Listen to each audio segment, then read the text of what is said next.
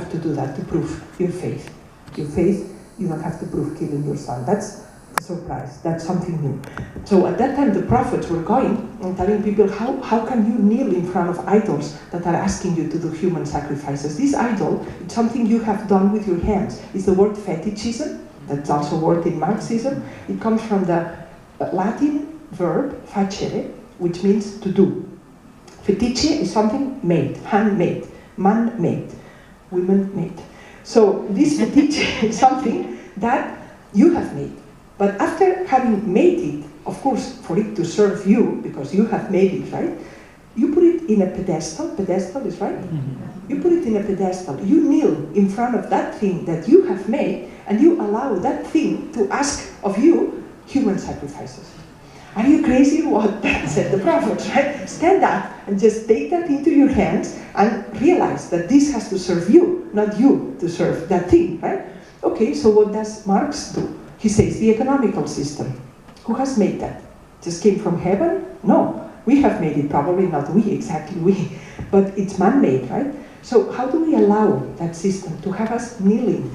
And how do we allow it to request from us human sacrifices? When Marx is writing that, we have to remember that Marx was in London, in that freezing apartment where his 1-year-old son died from cold.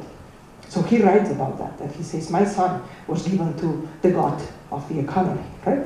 Which is man-made, but to which human sacrifices are made every day.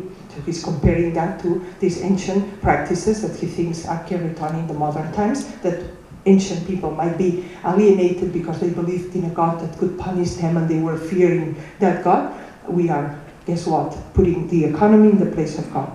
And Dussel also shows that there is a passage in the New Testament called the Philippians, the letter to the Philippians, is chapter 2, where there is a very beautiful text that says, Christ, being of divine condition, made himself a slave because he came to serve, not to be served. Marx takes that passage without saying it. That's the author Dussel that makes you show that, makes you see that, and says, money, being, and he's using the same German word, Knechtsgestalt. Money, being of the condition of a slave, it made itself a god. And now it's asking, so it's exactly the contrary dynamic, right? So this word of fetichism and alienation as not having the realization that it is in your hands. And if we want, as a society, which I would very much dislike, but if we decide that because we want, we are going to have poor people dying, and we're going to have a planet that produces enough food for 11,000 million people, and we are 7,500 million people, and people still 1,000 go hungry. If we want it like this, I will hate it, but at least we won't be alienated. We will be doing it with open eyes. But that's not the situation. The situation for many people is to say what Margaret Thatcher taught us to say, right? There is no alternative.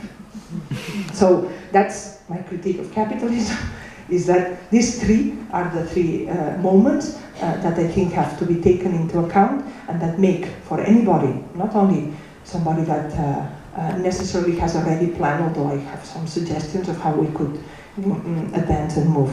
How are we doing with time?